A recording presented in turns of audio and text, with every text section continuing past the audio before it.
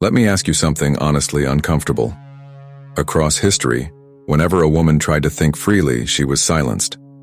Whenever a woman tried to learn, she was stopped. And whenever a woman tried to stand equal to a man, power felt threatened. So ask yourself this, slowly. If women were truly meant to be inferior, why did it take so much fear, shame, and violence to keep them that way? Was this really God's will? Or was it human fear hiding behind religion? Look at history without emotion.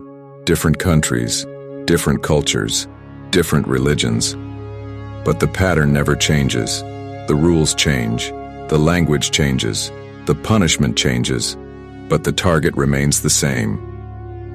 Control the woman, and you control the future. This was not coincidence. This was strategy. Welcome to Decoded Buddha. This is not a channel that attacks faith. This is a channel that questions how faith was used. Here, we decode religion, power, psychology, and the human mind, so history does not repeat itself silently. This series is called Buddha the Scientist, because today's episode is not about devotion. It is about control. And today, we are asking a question that societies were never encouraged to ask. How did religion become a tool to control women's bodies, minds, and freedom? Why women were the first target? Every system that wants long-term control starts by asking one simple question. Who shapes the next generation? The answer is obvious. Women. Women raise children.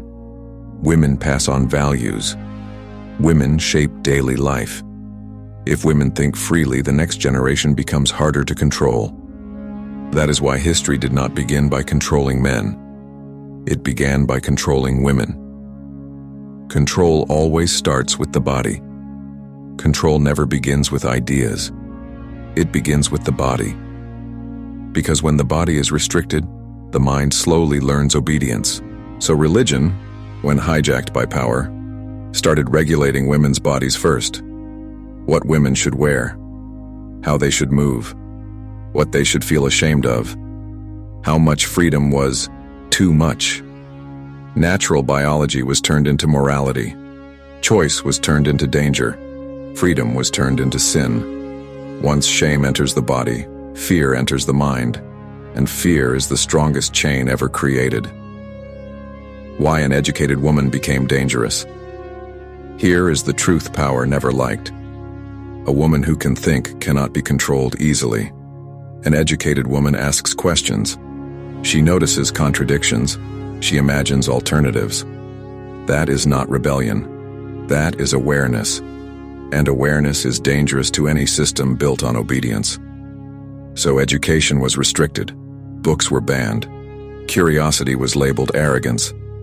And when some women still dared to learn, the system changed its tone. From human to impure, these women were not debated. They were dehumanized. Women who healed. Women who taught. Women who lived independently. Women who questioned authority. They were no longer called women. They were called witches, Dian's Chudale's impure beings. Once someone is declared impure, violence feels justified. Punishment was not only about pain. It was about sending a message. This is what happens when you step out of line. Fear spread faster than truth, and fear created obedience. The fear beneath the control. Now we reach a layer society avoids. This control was not only religious, it was also psychological. For centuries, a man's identity was built on authority and dominance. So when women began to rise, a silent fear appeared. If she becomes my equal, what makes me superior? Equality was misunderstood as loss. Freedom felt like threat. Religion gave this fear legitimacy. What was insecurity became divine order. This is not men versus women. This is important to understand. This is not a gender war. Men were also conditioned. They were taught that control means strength, that dominance means responsibility, that obedience creates order. Women were suppressed. Men were turned into enforcers. Different roles, same system. Both lost freedom. Pause. Here. So before we go further, sit with this question honestly. If controlling women was truly natural and moral, why did it need so much fear, shame, guilt, and punishment to survive? If you look closely, you'll notice something important. Religion did not invent the control of women. Power used religion to justify it. This difference matters, because when control is enforced by force, people resist. But when control is declared divine, resistance feels sinful. That is how silence was created.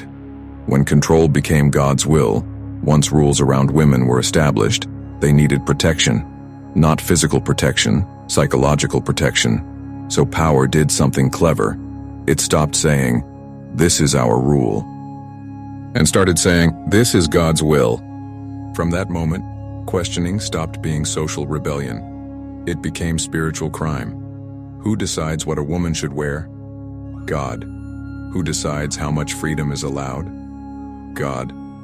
Who decides what is pure and what is sinful? God. And suddenly, no human could be questioned, because the authority was no longer human. Why questioning women were treated as threats. Now think about this. When a woman questions a rule, she doesn't just challenge that rule. She exposes something deeper. She shows that obedience is learned, not natural. And that realization is dangerous, because if obedience can be learned, it can also be unlearned. That is why questioning women were not argued with. They were erased, burned, exiled, silenced. Not because they were immoral, but because they were awake at the wrong time. Fire was never about punishment. Fire was about warning. Don't think beyond what is allowed. The hidden cost. No one talks about this control did not only damage women, it damaged humanity. When women were denied education, half of human intelligence was suppressed. When women were denied choice, freedom became selective. When women were taught shame, entire generations inherited fear. And when men were taught to enforce this system, they lost empathy. Women were turned into subjects. Men were turned into guards. Different roles, same prison. Why men accepted this system? Here is a hard truth. Many men did not question this system because it gave them something. Status, authority, superiority, equality felt like loss. Instead of asking, "How can we walk together?" society asked, "Who will stand above?" Religion gave this fear a moral cover. What was insecurity became tradition. What was dominance became duty. And so inequality survived, not as cruelty, but as order. This was never about God. Let this be very clear. This was never about God. It was about control. Any system that fears questioning is not protecting truth. It is protecting power. Truth does not need fear. Truth does not need shame. Truth does not need silence. Only control does. Why this still matters today? Because this story is not over. The language has changed. The punishments have softened. But the psychology remains. Even today, women are judged for freedom. Men are taught dominance as identity. Obedience is rewarded. Questioning is discouraged. The system no longer burns bodies. It burns confidence. It burns curiosity. It burns courage. And the most dangerous part? Many people still believe this is how things are supposed to be. The question that breaks the system. Every system of control collapses when one question is asked honestly. If something is truly divine, why does it need fear, shame, and silence to survive? Sit with that. Because the moment you ask it, conditioning begins to weaken, and awareness begins to return. This is not about rejecting faith. This is important. This video is not asking you to reject faith. It is asking you to reclaim consciousness. Faith without awareness becomes obedience. Awareness without fear becomes freedom. What you can do now. If this video made you uncomfortable, that's not a bad sign. Discomfort means something inside you is still alive. If this made you think, pause, or question something you were never allowed to question, Like this video so this conversation reaches more minds. Share this video with someone who was taught that thinking is dangerous. Subscribe to Decoded Buddha for more fearless decoding of religion, power, psychology, and the human mind.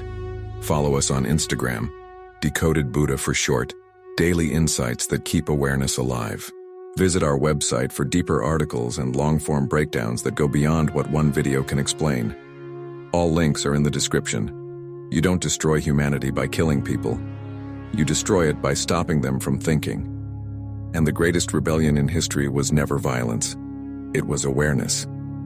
See you in the next episode of Buddha the Scientist.